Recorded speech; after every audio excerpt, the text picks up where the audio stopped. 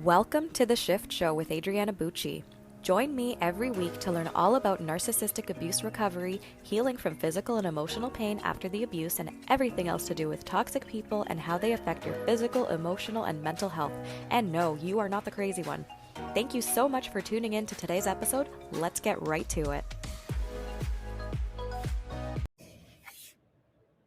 Welcome to episode number 22 of The Shift Show.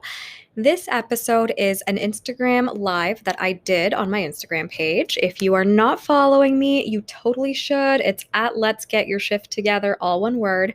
I do show up live every now and again to, provide some nuggets of wisdom. And this particular live was all about how to start trusting yourself to be in a healthy relationship after narcissistic abuse. This is totally something that, I get so many questions about this. A lot of my clients struggle with this. And at the end of the day, it's all about reconnecting to yourself and rediscovering yourself. So I go through it in great detail in this live. It's approximately an hour long. And, lots of knowledge bombs, lots of truth bombs. And I hope that this is helpful.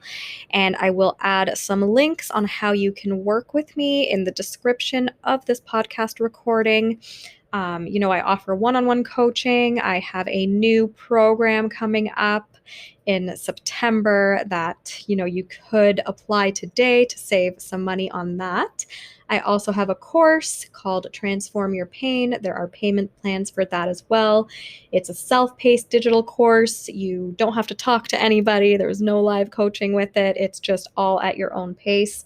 And there's my book, which is called How to Get Started on Getting Your Shift Together. All of these resources will be super helpful. And as always, one-on-one coaching is always available as well.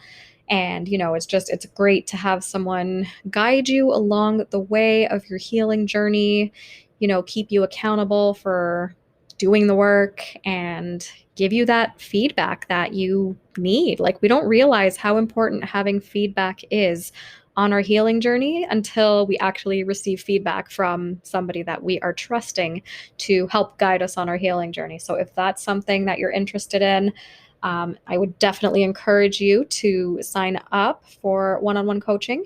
And also to let you know, there is a discount on my coaching for the month of August. It is my birthday month. So I kind of figured, you know what? A gift to myself would be the ability to help more people and make coaching more accessible to people. So not only have I slightly lowered my prices, but I also have a coupon code. It's SHIFT, SHIFT, all caps. And you just put that code in the checkout page when you sign up for any one-on-one coaching with me, and you instantly save 15%. And there's no limit to how many times you can use this code in the month of August. It does expire at midnight, August 31st. But yeah, it is up and running. You can use it as many times as you like. It also applies to my coaching packages. So feel free to make use of that while it is there. It will probably never be this inexpensive to work with me in the future. So definitely take advantage of it now while it's here for the entire month of August. Now, without further ado, let's get right into my live stream from Instagram. There's also a section at the end where I briefly answer questions. It's very brief just because I ran out of time, but it's all there. And then if there's anything that you guys want me to go live about on Instagram or as a podcast episode in general, feel free to shoot me an email at letsgetyourshifttogether@gmail.com. Definitely willing to answer your questions and provide support as best I can. And as always, specific support, that's something that you might want to work with someone on as well. So here we go. Let's get right into the recording here. Number 1 on how to start trusting yourself after being with a narcissist so that you can be in a healthy relationship is awareness. Awareness is like the number 1 in anything. Anything that you want to change, anything that you want to work on, you have to be aware of what it is that you're working on or changing or bringing into your life or whatever it is, right? So just be aware that, yeah, you were narcissistically abused. So maybe you broke up with this person recently or a while ago, but regardless, you just really don't know how to trust yourself to pick a good person for your next relationship. And there could probably be a lot of fear behind that. So, maybe you're scared to find somebody, and then it's just going to be that whole cycle of shit again with narcissistic abuse, and you really don't want that, and obviously nobody wants that, right?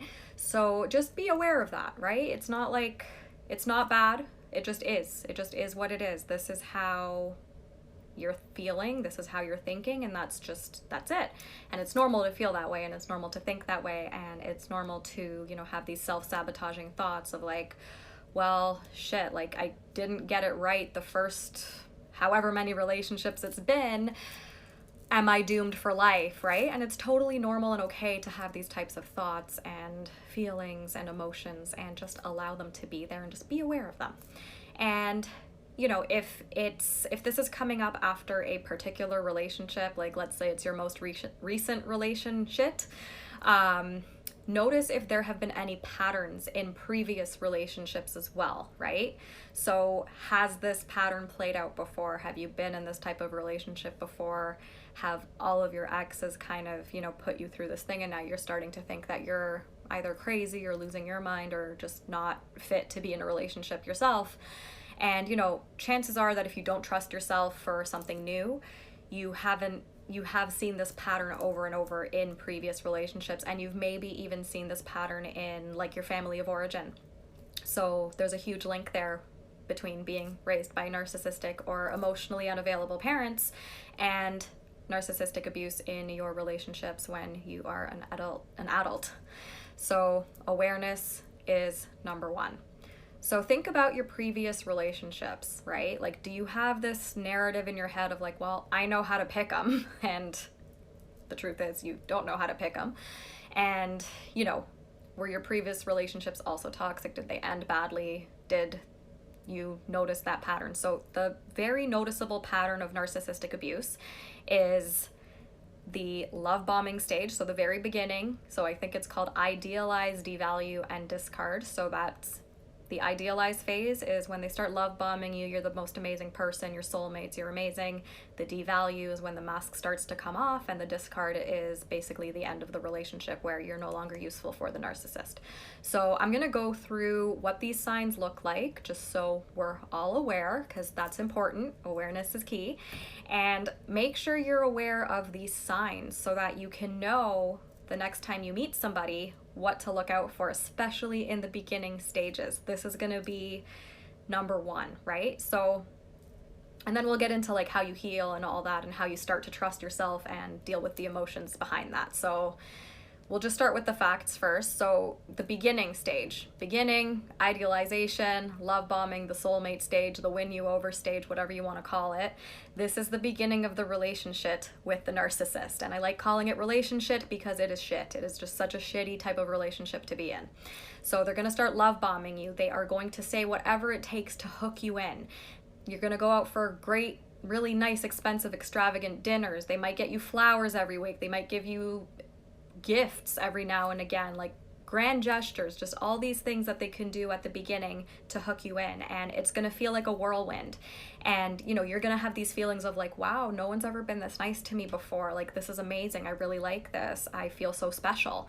And, they're going to be talking about how you're their soulmate and you guys are meant to be together. You're twin flames and, all that kind of stuff. They just know that you're the one. And maybe they want to move in together very quickly in the relationship. Maybe they want to get married right away. Maybe they want to have kids with you right away. Like, just, they come on very strong and very fast, and they do this quickly for the purpose of hooking you in as quickly as possible, because the mask cannot stay on very long. So you might have a lot of things in common too. They might have the same interests as you, and they might enjoy the same music and movies and humor and stuff like that you also enjoy, and they'll like make this part of the love bombing where it's like, oh wow, we have this in common. Look, I got you this cake with a picture of the funny scene from a movie, right? Like, it could just be anything like that. And you'll feel grateful for even being worthy of their attention, right? Like they make you feel kind of so grateful that they're giving you attention, that they're being amazing to you, and you start feeling like, oh wow, finally somebody sees me and actually appreciates me and for who I am and what I like, and they have the same interests, and like this is so perfect. And that's totally normal to feel that way at the beginning of a narcissistic relationship. And there's also a chance that you may have had relationships like this before, and maybe you have your guard up at the beginning of a narcissistic relationship, and they do whatever it takes to break down those walls so that you can be hooked, right? And you allow that to happen, and that's okay because you trust them. We generally believe that people are good-natured, right? So basically, as soon as you get hooked, as soon as you start, having, like, a lot of the times the way it happens is like you have your guard up and maybe your intuition's saying like, I don't know about this person, and then, they're persistent. They try, they keep, hooking you in and doing grand gestures for you in order to get you hooked. And that's when your walls start to come down, right? But that initial resistance that you had to even associating with this person, right? Like, because, it's kind of weird when someone does come on very strongly. That resistance was your intuition. But if you are used to being narcissistically abused, you're used to not really listening to your intuition because your intuition's kind of subtle, and anxiety and all that kind of stuff is louder than your intuition. So it's very easy to not listen to what you know is right. So just be aware of that. So once you give them what they want, right? You give them yourself, your relationship, your whatever, you move in with them. You decide to be exclusive with them, whatever it is, right? They get that supply from you. That's when the mask starts coming off. And this is when you go into the middle stage of the relationship, which is I call it the mask comes off stage, or, other people call it the devalue stage, or the middle, whatever you want to call it. I also like to call this the too hard to keep up the charade stage. And this is why the beginning stage, the honeymoon stage, does not necessarily last that long, but it's super intense, right? So they purposely are super intense with you, with the love bombing and all that, to get you hooked as soon as possible, because it is really hard to keep this mask on. And when the mask starts to come off, you start to see the real them. But you're so hooked. You're so like under their spell, because like it's almost like they cast a spell on you, where, you're just like so infatuated and enamored, and you might even be in love with them at this point, even though it's like super early into the relationship. And this is when the mask literally starts to come off, and maybe you very quickly started catching feelings for this person. And that's the whole point of the narcissist game. And this is why they do it strategically like this, where,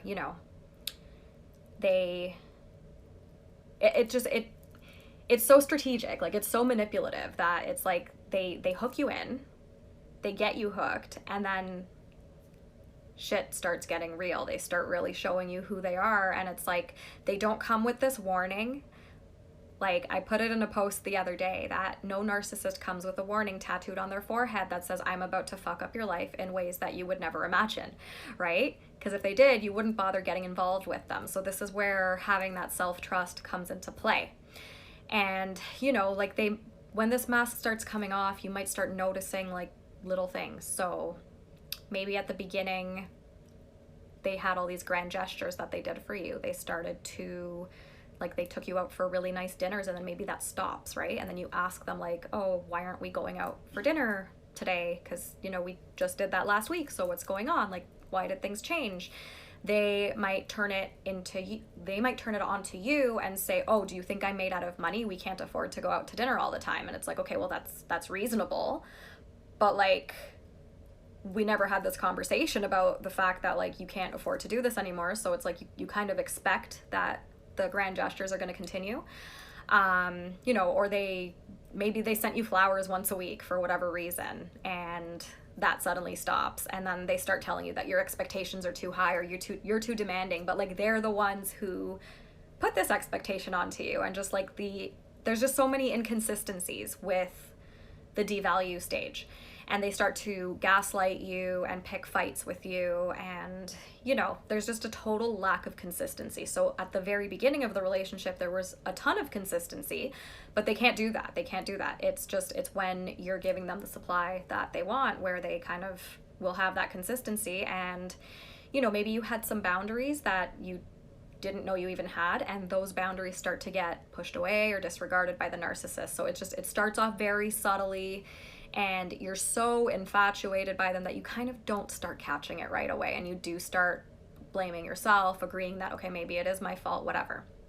Eventually, this can go back and forth for a while. So you can go back from like the beginning love bombing stage to the devalue stage if, you know, they try to repeat this cycle of abuse. So they might be sorry. They might start to do things that they did in the beginning of the relationship again to rehook you in if they feel you starting to slip away, right? And this can go back and forth for however long it is that you're with this person. So, you know, maybe it's like a couple of months that you're with this narcissistic person. Maybe it's a couple of years, and this cycle just keeps going on. And at some point, it might stop making sense to you, right? Because at some point, you know that something's not right? And, you know, they'll start throwing things in your face again, making you wrong for stupid reasons. Maybe they don't even have the same interests as you anymore, right? So maybe you bonded over having the same favorite movie at the beginning, and then all of a sudden they think that that's a stupid movie. So it's just super confusing, and they'll throw stuff in your face, and then you start thinking that maybe you're the one who's abusive because they're pointing out this stuff to you. So it's like when you tell them, you react to their abuse, right? Like if they're yelling at you, disrespecting at you, being horrible to you, not making sense, not being consistent, and you start calling them out on it because you should, right? Like if something doesn't make sense, you want to ask questions. And they start telling you that you're the abusive one, you're the one who's asking questions, you're the one who's overreacting, you're the one who's being too sensitive. That's a huge red flag in itself. And this is fucking confusing. And the things that they do to win you over feel really, really good, right? So you want that high. It is like a high. It's like a drug. You want that love from that person, that affection, that attention. And then when they start devaluing you, it feels absolutely horrible, right? Like it feels like a punch to the gut. And all you want is that beginning stage of the relationship again. And the narcissist knows that. And everybody wants to feel special, and the narcissist knows how to make you feel special, especially at the beginning or when they're going back and forth to that beginning stage to continue that cycle of abuse. And all you remember is the beginning because of how intense it was, and that's totally normal. And you're willing to literally overlook all of the shit in order to get back to the beginning stages of the relationship where you were seen, you were heard, they gave you all the attention that you wanted, and they'll give you little glimpses of that, and then they go back to devaluing you and gaslighting you and manipulating you, and it stops making any sense at all. So then you get to the discard phase. So they discard you as soon as they determine that you're not going to be able to give them supply anymore. And the mask will stay off, and they'll become a complete asshole because they don't have to work anymore to get you to stay around. And this happens for a few reasons. So, you know, usually it'll happen if you start noticing the pattern, if you're onto them, if you start to figure them out and they know it, and they start losing control over you, right? So at the beginning, right, the first couple of times this cycle happens, it might be easy for them to get the supply from you back because, you know, you start believing them that, you know, maybe you're the one that's wrong and it's not them, and okay, like I'll work on this, whatever. And then eventually it turns into, okay, like how much more do I have to work on this to be good enough? Like how am I never good enough for this person? And, you know, you start asking questions, you start really figuring it out, and this is when they start to notice that, okay, maybe I need to look for other supply. So they'll go behind your back and secure a new supply, right? Like they don't give a fuck. Like they don't give a flying fuck about you, how you feel, your emotions, the fact that you're a human and not an object. Like they literally treat people like objects to get their supply. So as soon as you stop obeying them, as soon as you stop allowing them to control you, they're going to find somebody else to target. And, you know, if you're asking them too many questions and calling them out, they're going to try and find a new target if you're not believing them anymore that you're the problem. So this is really painful to go through because it sucks. Like, nobody wants to be discarded like that. And then it's like, okay, well, how can they just throw out like however many years that you guys were together over you don't even know what, right? Because it doesn't make any sense. So there's important things for you to understand once you've gone through these stages if you're in the discard phase right now. Number one, it was not your fault, right? Like, you did not have a sign on your forehead that said, please abuse me, please emotionally abuse me, please try your tricks and use me as an object for your supply. Like, this is what I want. Like, nobody chooses to be abused. And anyone who says that, you know, it's because you're in a low vibration or it's your fault or whatever, like, just don't listen to that. It's bullshit. It's nobody makes a choice. Nobody asks for abuse, right? Just like any like, no one asks to be murdered, right? So you didn't ask to be emotionally abused, and it's literally all that person's choice to be abusive. Okay, so important things to understand: not your fault. First of all, the most important thing, it is not your fault. And the other thing to understand is that narcissists do not see you as a human being with needs. Like, they don't give a fuck. They don't. They only want what they want, which is supply, right? Narcissistic supply is your emotional reaction. So however it is that you're reacting to them, they want that. So if you're losing your shit because they're devaluing you and being horrible, that's supply. Even though that's negative attention, that is supply, and that's fucked up, right? Like, it doesn't make any sense. And they think that you should basically be their supply servant at all times, and they kind of want you to be like an emotional slave to them, and like, that's not how the world works. And another extremely important thing to understand is that you cannot make sense out of this at all. It's fucked. It doesn't make any sense. Don't waste your time trying to understand why they are like this, or trying to fix them, or hold out hope that they're going to change, or hope that they're going to like be accountable for the abuse that they've put you through. They're not going to. They don't care, right? They might do a smear campaign on you and talk shit about you behind your back. And the thing to understand about that is also that, like, whoever is hearing these things about you, the people who are your people are going to figure it out, right? And the people who are not your people do not need to be your people. Like, you don't need them. So this is where the awareness and healing comes in. So once you're aware of all the signs of how a narcissistic relationship goes through, right? You have to kind of do an inventory of that relationship plus previous relationships to see if there was a pattern, right?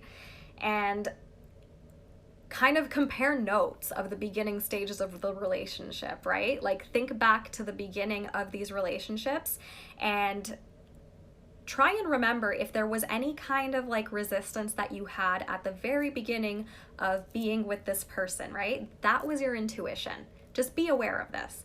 Don't beat yourself up that you didn't listen to your intuition, because again, when you're in fight or flight mode, when you're just like in the cycle of abuse, you cannot hear your intuition. Your anxiety is going to be louder. Whatever they're saying to you to try and like manipulate you is going to be a lot louder than your intuition. So just be aware of that. Be aware of that. It's okay, right? Like, beating yourself up for it is not going to help you, because you don't know what you don't know. You don't know it.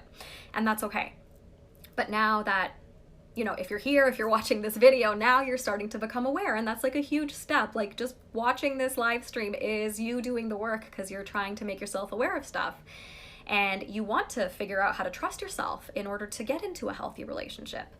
So, when you're aware of the red flags, it makes things so much easier that you didn't know at the time. And chances are that if you've had this cycle repeat over and over and over, now, whatever the most recent relationship is that you're noticing this pattern, that's the catalyst for you, okay? That is when you're becoming aware that, like, this isn't normal, this isn't okay. And you were probably blind to that cycle in previous relationships, because otherwise you would have stopped it right there, right? So another reason to just not beat yourself up. And enjoy time to yourself. Like, allow yourself to be single, because, you know, if you've been like serial monogamy, relationship after relationship after relationship, and it's just like the same thing over and over and over and over again, that's a sign that maybe it's time to take some time to yourself, right? Maybe it's time to figure out who you are without having that other person there, like mirroring stuff back at you. So it's important to also ask yourself some questions, right? What draws you to this love bombing personality at the beginning stage of a relationship, right? Do you have like this need to be seen, to be loved, which we all do, right? But like, just be hyper aware of that and understand your family of origin. Understand if there's any similar dynamics with like the devaluing stage, the manipulation, the gaslighting, because the brain likes what's familiar, okay?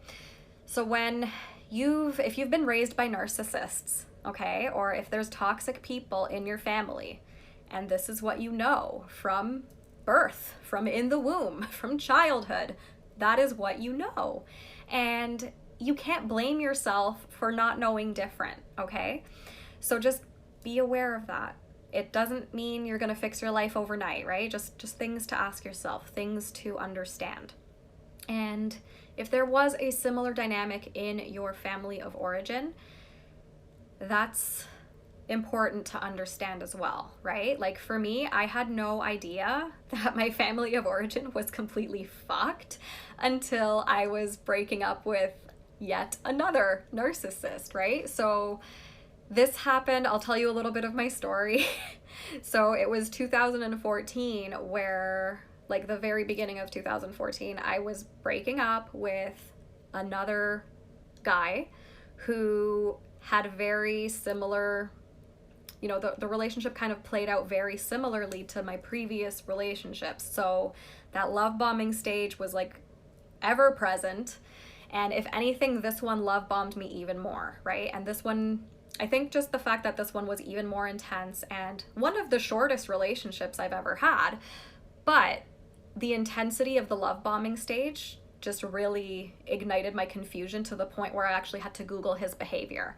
So at this point, shit wasn't making any sense. And I was starting to wonder, like, okay, what's wrong with me? Like, what is my problem? So I did a bunch of Googling. I went down the freaking rabbit hole. It was like, I spent weeks in this rabbit hole. Like, it was very, very eye-opening to me, because I had never, I mean, I heard the word narcissist before, but I literally thought it was somebody who likes to look at themselves in the mirror. Like, you know, I thought it was somebody who's vain, right? And like, you know, I always had an interest in hair and makeup when I was a kid. So I thought maybe I was a narcissist because I had an interest in my appearance, right? And like, that's kind of like what my mother had taught me, because she was a hairdresser. She was very into her appearance and always looking put together. So I just figured like that's the definition of a narcissist and that's it, right? No, it's not. It's not.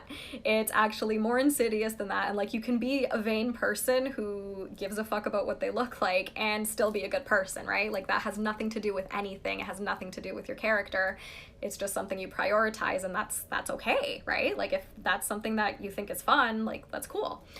So this rabbit hole led me to a page about narcissistic mothers, and that was extremely eye-opening for me. So like, when you get to the point where you're like actually Googling someone's behavior, like, that's a fucking red flag. So just be aware of that.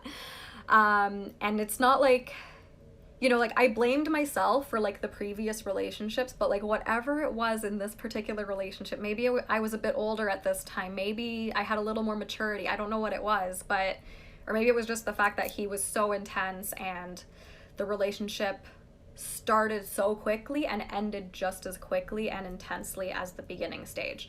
So that's what led me down this initial Google rabbit hole. And then, yeah, I found something about narcissistic mothers, found a checklist. I found like 10 different checklists. And like, this is the thing with checklists. They're so confusing that, you know, because it's all somebody's perspective, right? So whoever's writing that checklist, it's like their own experience. So if I give you my experience with my checklist on like what happened, it could be different from you. And then the thing is, if like you only have like 3 out of 10 things on that checklist, but like there's another checklist where it's like 10 out of 10 things, you might start thinking like, okay, maybe they're not a narcissist and maybe it is me. And that's the thing. Like, that's something I want you to understand, that like, no, like if you're actually at the stage where you are Googling behavior, you're trying to figure out like what is going on here, the signs still apply to you, right? And it doesn't matter if like a few of the signs are not on like that particular checklist that you read, that's okay. It just means that like that's their experience, right? At the end of the day, were you emotionally abused? Were you made to feel less than? Were you confused as all fuck in your relationship? If the answer to any of that is yes, then yeah, you were probably narcissistically abused. And if it wasn't narcissistic abuse, it's still wrong, right? Like, let's just, whatever. Like, it is, like, you can call it whatever you want. And, you know, I think the word narcissist is not a bad word. I think we need to use it more because this affects so many people, and it's not a buzzword. It just, it's fucking happening to so many people. And the more of us that are aware of it, the more of us that understand these dynamics, the more that like we can stop repeating this pattern of shit. Like, really. So yeah, just be aware, right? And then the healing is the next step. So here's the thing, you don't have to be this completely healed unicorn in order to find somebody, okay? But it is a great idea to take time for yourself. So I'm not going to give you a timeline. I took about a year to myself before, like, it was like 10 months before I met my husband. And I didn't really want to take any relationships seriously, right? So it's important to get into that headspace, and into this headspace of like, it doesn't matter if I find someone or not, right? But that can take doing the work. But it can also take being so fucking traumatized from that narcissistic relationship that, you know, you would just rather be on your own than so unhappy and so confused and just having your entire world bamboozled from yourself, right? So it's important to understand that narcissistic abuse takes you away from your intuition. It's important to reconnect with your intuition. Doing the emotional work is going to help you with this. It's super important to do the emotional work, right? For me, I didn't really do the emotional work until like years later when I was in chronic pain. So it's important to understand that if you do have repressed emotions, it's going to manifest physically or in some other way, right? It could be like ruminating thoughts, anxiety, chronic pain, mystery symptoms, right? Like whatever it is, if you've been to your doctor, they determined it's not like this life-threatening condition, then it's probably a mind-body manifestation, and emotions don't go anywhere when we don't express them. So that's important to understand. So doing the work is going to entail you like feeling your emotions that you've not allowed yourself to feel. And that can be really fucking scary. So, you know, baby steps. It's important to do baby steps and allow yourself to do something. So journaling is huge. I always talk about journaling. If there's anything that you do, journal, because that's going to be a big deal for you. So like just literally, and when I say journal, I mean rage journaling. It's not like Dear Diary, let's document what happened today. It's, you have no filter, you grab a scrap piece of paper, it doesn't have to look pretty because you're destroying it after anyways, and literally just write with no censor, with no filter, and go for 20 minutes. Set a timer for 20 minutes. As soon as that timer is up, rip the paper up. Do this every day, every single day, twice a day if you can. Honestly, if you do it twice a day, you're going to notice results a lot faster. You're going to notice like a calm, like a peace in your mind-body system. Just do it. And there's a lot of resistance towards doing it, and that's totally fine, because the resistance you feel is your fear towards your own emotions. Because if you've been repressing your emotions since your childhood, like I was, you have this belief, right? It's an unconscious belief that if I feel an emotion, I'm gonna die. Okay? And that happens because when you're a kid and you've had your emotions denied by the adults in your life for whatever reason, right? Especially if you've been raised by a narcissist, right? Like this denial of your emotions has happened. Absolutely. Your brain as a child creates this thing, like this belief of like, okay, my feelings were just denied by this adult in my life that I care about, that I depend on for my own survival, and they've told me that either directly or indirectly that it's not okay to feel. So I'm just gonna not feel because I might die if I don't receive love from these adults in my life, right? And that belief is unconscious and it does not go away. It's not gonna magically go away just because you're an adult. It's not like you turn 18 and it's like these beliefs just become adult beliefs, right? It doesn't work that way. It just like this cycle just repeats in your mind.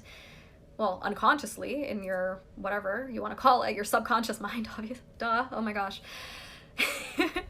And this is going to persist throughout your life until you do something about it, right? So journaling is going to help you do something about it. There's other ways that, you know, we can go about it, but journaling, just start with that.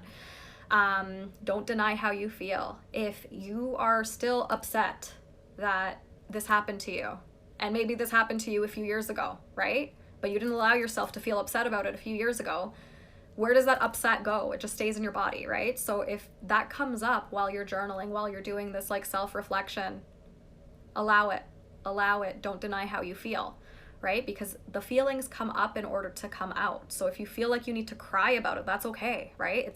It's you're getting triggered in order to release, right? It's not like you're getting triggered and that means you're gonna die, right? That's the thing with triggers. They're not bad. It's just, it's uncomfortable as fuck, but they're not horrible.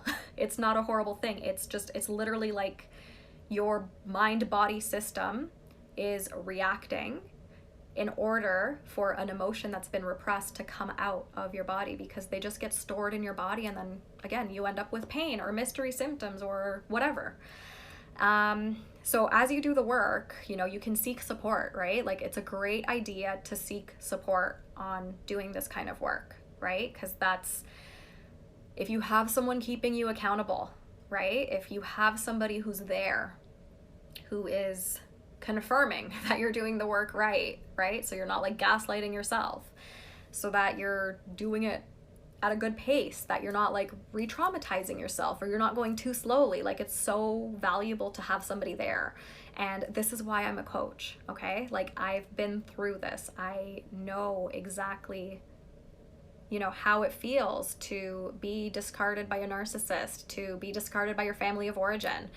I get it, and I suffered physically for it. Like I literally had physical chronic pain. I had migraines, I had TMJ dysfunction. Trigeminal neuralgia brought me to my damn knees, like where I just couldn't take it anymore, and I didn't really want to live for the next 10 years. So it's important to allow yourself to feel those emotions so you don't end up with all this repressed crap.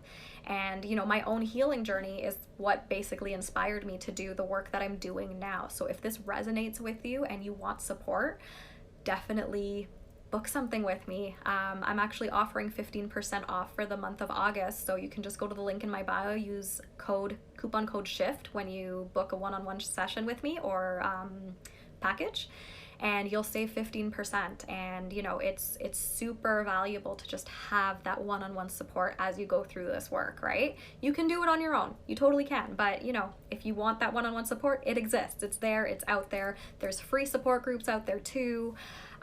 There's less expensive resources out there too. I have a book, it's only $7, that guides you step by step on how to do the work. That can be found at the link in my bio as well. So, you know, there's options. I also have a course with payment plans. So that's called Transform Your Pain. So it's all about the mind-body connection and healing from narcissistic abuse. So that's another option, and it's self-paced digital course. You do it at your own pace. You don't have to talk to anybody, and it's great. But, you know, the point is just do the work, do something, or, you know, just journal for free, join some support groups online, whatever works for you. The point is, you got to rediscover yourself and your boundaries and what you need from a relationship. And take your time, right? Baby steps. You're not going to solve your life overnight. You're not. I know you want to. I wanted to. We all wanted to. Everybody who's done the healing work has wished that it didn't take that long. But the truth is you have to take baby steps, because if you take giant leaps on your healing journey, you're gonna freaking re-traumatize yourself, right? You're gonna like not have a concept of who you are. So you gotta do this in baby steps, and like one little baby step a day, even if it's just journaling once a day, that is huge.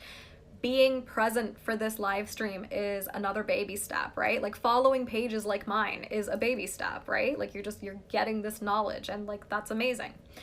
And another thing is to just not rush into getting into another relationship, right? Like, I'm just gonna say this, like, fuck society and what they say about being married with children by a certain age. Like, it does not matter, okay? And ask yourself, while you do this work, like, why do you want to be in a relationship, okay? Like, why? Do you think you're getting old, right? Do you think you're not gonna find love because you've reached a certain age? Like, that's not true. People find love all the time, right? Like, you know, I know people who are in their 50s, 60s, 70s who have found love again. Like, there's no age limit, right? And, you know, are you afraid of being alone, right? If you are, why is that, right? Ask yourself these questions. This is all part of self-discovery. Like, why are you afraid of being alone? What's gonna happen if you're alone? Are you afraid of yourself, right? Like, can you be alone with yourself, right? If you can't be with yourself, how can someone else be with yourself if you want to attract a healthy person into your life? So ask yourself these questions, allow yourself to process that fear. Do some journaling about the fear of being alone, right? Like, just do it. It's all good. It's gonna lead to self-discovery. Like, I can't tell you why you're afraid of being alone. You have to figure out that on your own, right? But having a coach there to guide you as you do this can help you ask the right questions on why you feel like you need to be in a relationship, right? And do you feel like you have to be married by a certain age, right? Who's pressuring you? Is it your inner narrative that's pressuring you to, you know, have this big extravagant wedding and children and all that? Is it your toxic family that is pushing you to getting married or whatever, like whatever cultural stuff it might be?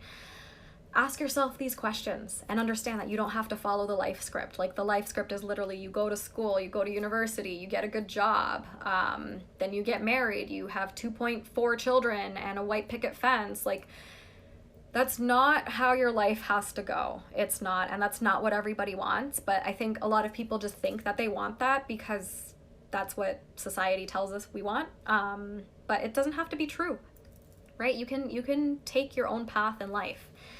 And then another reason that people feel like they need to get into relationships and get married and all that is maybe they feel like they need to have children as soon as possible, right? And here's the thing. I get it. Like, women can't have kids past a certain age. I get it, right? I'm hyper aware of that, you know, but imagine if you had children with the wrong person. Okay? Imagine if you had children with a toxic, narcissistic fuckface. Oh my God, what a shit show would that be? Imagine, like, the custody shit. Okay? So if you don't have children with a narcissist, like, that's amazing. Okay? If you do, that's another topic of discussion.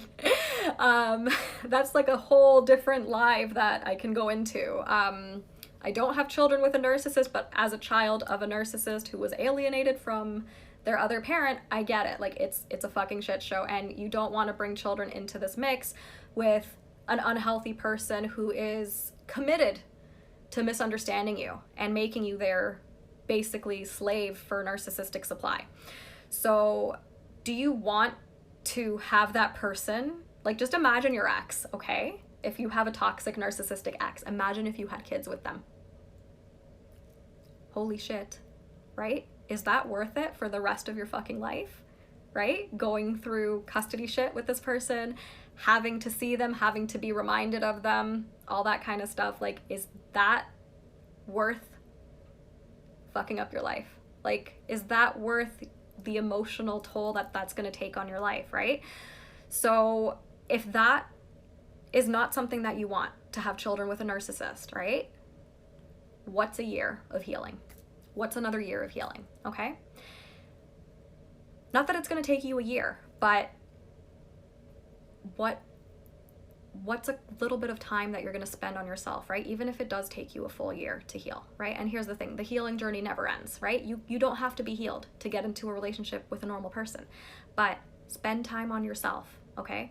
Don't go into relationships with this rush of like, shit, my biological clock is ticking, I have to have children right away. Because you don't. You don't. And that's another topic that I could go on about like, oh, like, why do we need to have children and all that, right?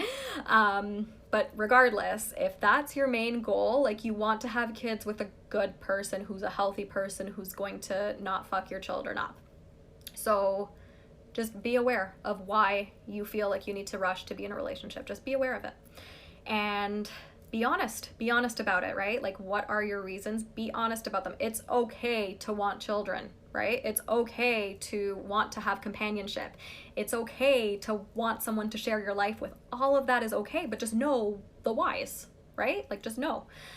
Because sometimes the whys could be like pressure from society, or like you feel like you have to do it and you've never actually taken the time to consider, like, is this what I actually want in my life? So it's just an invitation to consider that. And if you don't trust yourself, if you still don't trust yourself, right, like, do the work. Do the work. The fact that you don't trust yourself to get into a relationship with somebody who's healthy, it means that, you know, there is repressed emotions there. Because these repressed emotions, okay,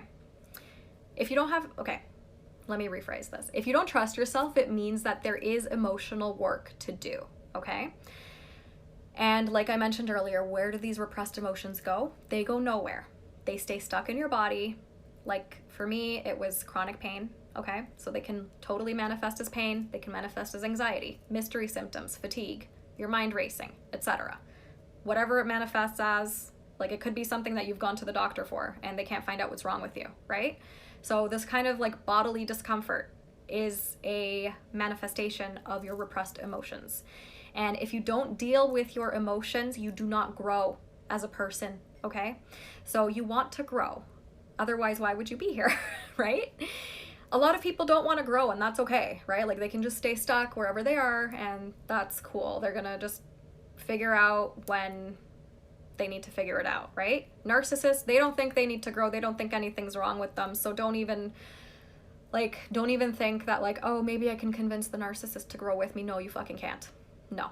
Like you just need to cut and run and get the fuck away from the narcissist if you can, okay? If you share children with them, that's another story. That's when you gray rock and whatever. If it's family and like there's like maybe some legal stuff that you are involved in, or like you're the only next of kin, maybe you need to keep like very limited contact with that family member, right? But regardless, like just don't even try to fix a narcissist because you can't, right? I know you want to. I wanted to. I get it, it's completely normal, but it's a completely futile exercise, and you're better off spending that time and investing that time in yourself, because the most important relationship that you will ever have is the relationship with yourself, not the relationship with somebody else, not the relationship with your family. It's the relationship you have with yourself. Like that's the number one relationship that you need to look out for. So releasing these emotions on why you don't trust yourself is going to help you realize that you can trust yourself, okay? And ask yourself these questions like, how do you feel about the fact that you don't trust yourself, right? Do you feel ashamed of it? Do you feel afraid? Do you feel angry? Do you feel a combination of these things? Do you feel other things? That's okay, right? You're not judging how you feel, you're acknowledging how you feel, and then feel it. Allow yourself to feel it, okay? So a lot of the times when people have these emotions, and they don't think they're getting anywhere with them because the feeling just doesn't go away, chances are you might be resisting it. You might be judging yourself as you're feeling it. So it's like, you know, maybe your last relationship was 10 years ago, for example, right? And you feel like you should be over it by now, okay?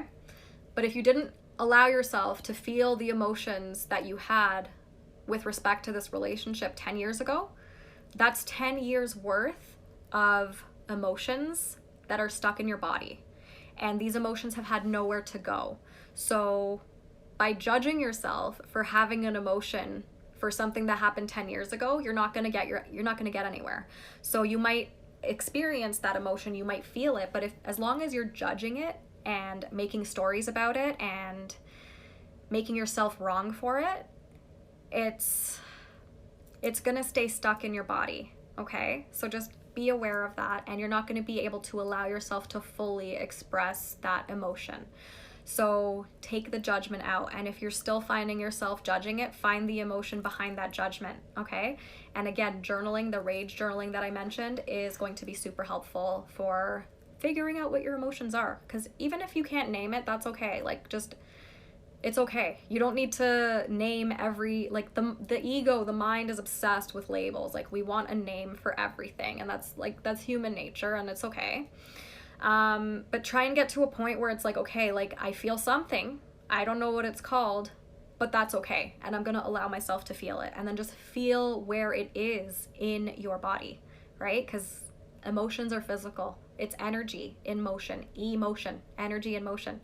So you're going to feel it somewhere in your body. If it's fear, you might feel your heart race. You might feel your hands, your palms get sweaty, right? You might feel some sort of sensation on your neck. Whatever it is, you're going to feel something in your body when you're experiencing an emotion. And judging yourself for it is not going to help, okay? It's just part of being human. So do the work. Do the work, do the work, do the work. Understand, why don't you trust yourself? Ask yourself these questions.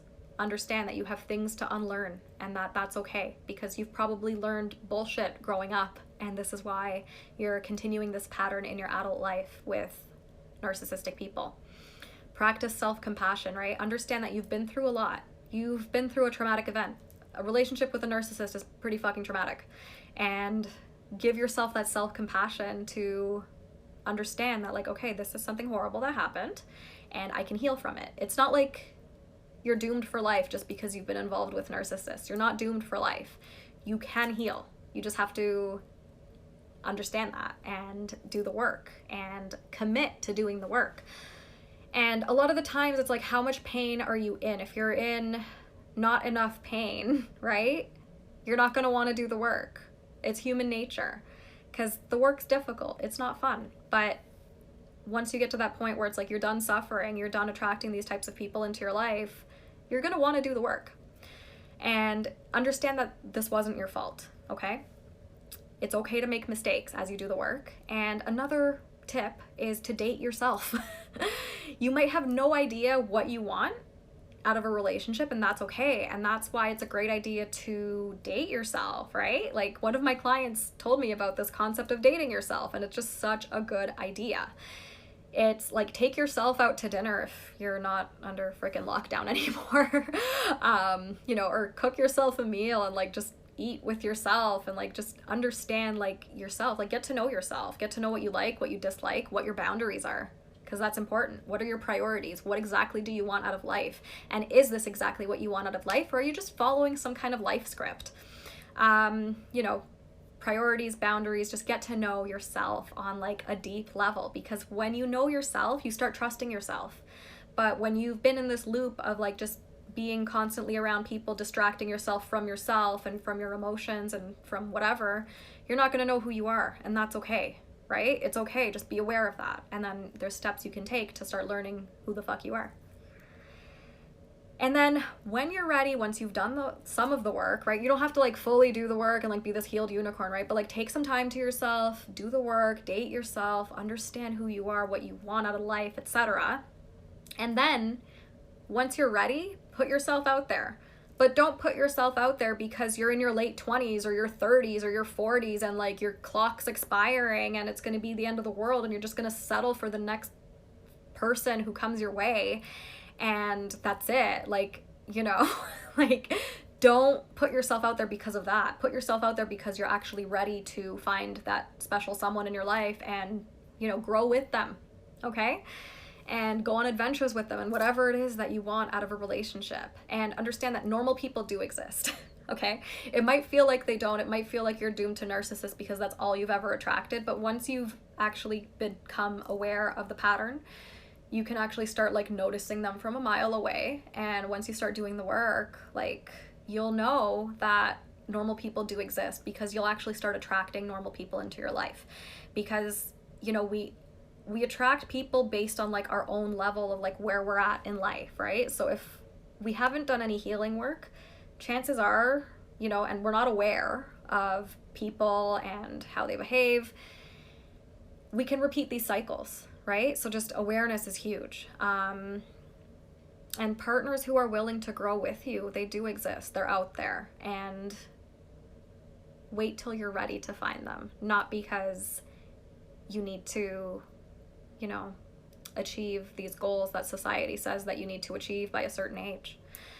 And yeah, like I said, you do not have to be a fully healed person in order to find a good person. This is gaslighting yourself.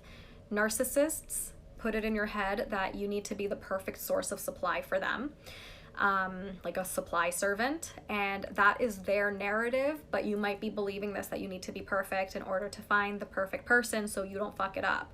But the thing is, like, you can't fuck it up. Like, if you're meant to be with someone, you're meant to be with someone. If you're not, it's not going to work. And if somebody's committed to misunderstanding you, and that's who you've been with for multiple partners, that is a narrative that can be stuck in you, that you have to be perfect.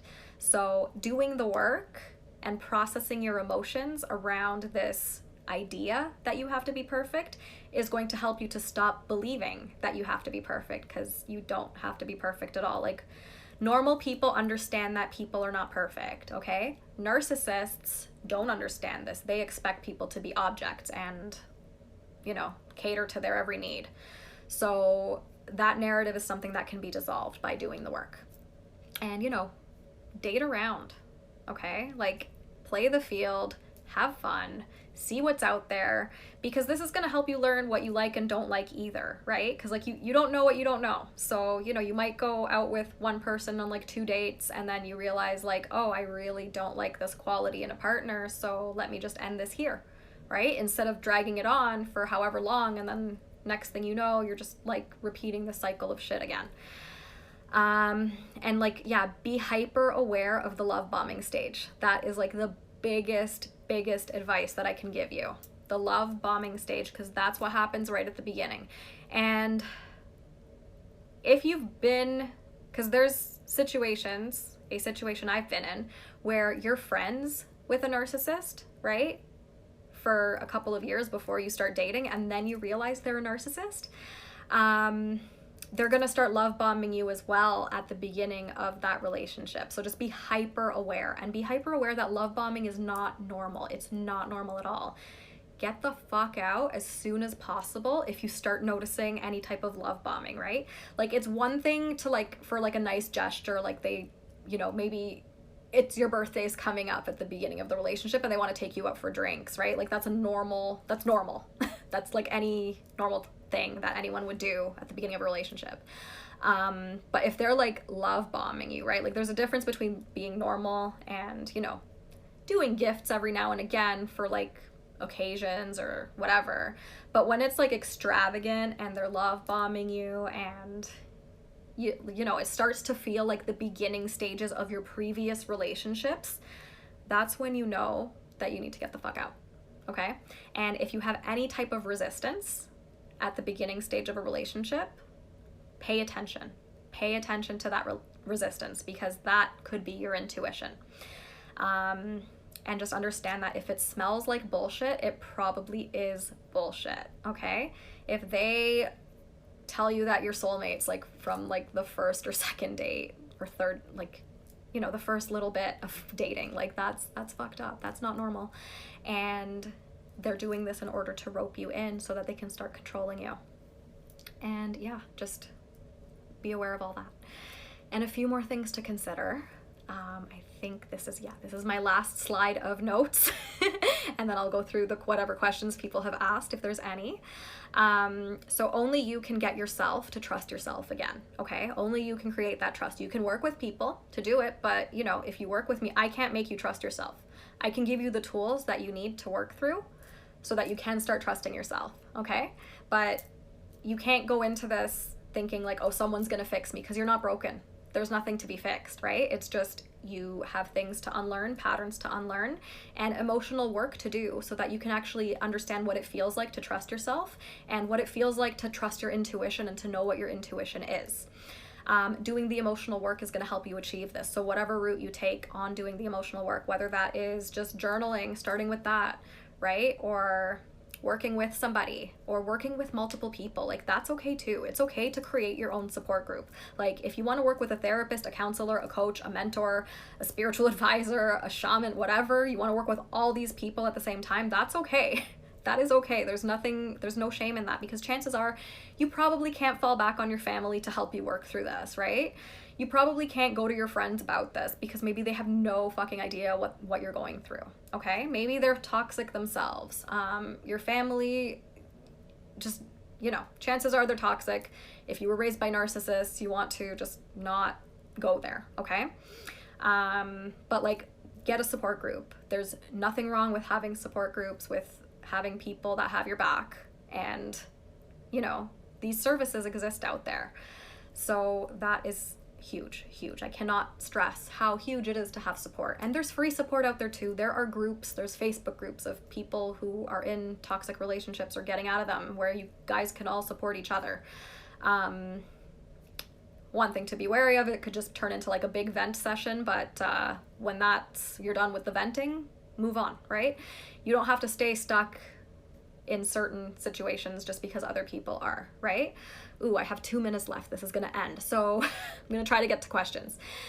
Healthy relationships are actually kind of boring at the beginning, so just be aware of that. And it's not your fault you were abused. You can heal, feel your feelings, grieve the loss of the relationship or previous relationships, and don't disqualify your emotions. And most important thing, fuck societal pressure to do stuff by a certain age. So I'm gonna quickly see if there's any questions. It doesn't look like we have much. So until you start reading, you think it's the mirror thing, and then when you start learning about it, you realize the toxic behavior. Yeah, being aware of the toxic behavior is a big deal. Pressure to find someone to get married, to have children. I'm 40.5 years old. That's okay. That's okay, right? Like, you don't have to be married by 40 with children. Like, that is totally okay. Like, I know people who have had children when they were 45. Like, it's not a big deal. And like, if you're meant to have children, you're meant to have children. If you're not, you're not. Like, it just is what it is. It's not just because society says, right? There's other options too. There's adoption, there's other options, but you don't want to have children with somebody who is toxic just for the sake of having children. Like, that's not something you need to do. And then I think somebody asked about how to heal from it. So I went through that, rewatched this video. This video will be saved in my IGTV. And what is rage journaling? So basically, set a timer for 20 minutes, rage journal with no censor, no filter for 20 minutes. As soon as that timer's up, you destroy that paper, and you do that twice a day, every day, and see where that takes you. That is rage journaling. It's gonna help you so much. I gotta go because this little countdown is happening, so I hope this has been helpful. For any support, check out the link in my bio, or feel free to DM me to schedule something. All right, I'll see you guys later. Bye.